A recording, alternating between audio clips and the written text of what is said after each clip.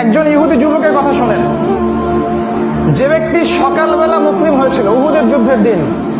সে ব্যক্তি শুনেছে যে রাসূলুল্লাহ সাল্লাল্লাহু আলাইহি ওয়াসাল্লাম এবং তার সাহাবায়ে কেরাম উহুদের মাঠে গিয়েছেন যুদ্ধ করতে।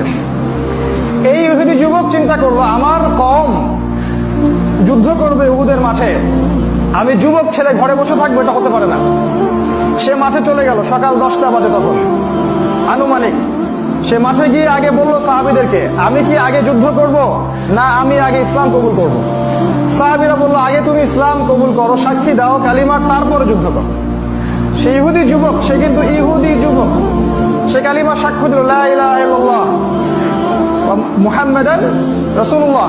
এরপরে সে যুদ্ধ করলো এবং সে অনেকগুলো মুশরিককে হত্যা করে মারা গেল, শহীদ হয়ে গেল। আমাদের নবী সাল্লাল্লাহু আলাইহি ওয়াসাল্লাম যখন এই যুবকটার লাশ দেখলেন উহুদের মাঠে, তিনি বললেন, এ এখানে কিভাবে আসলো?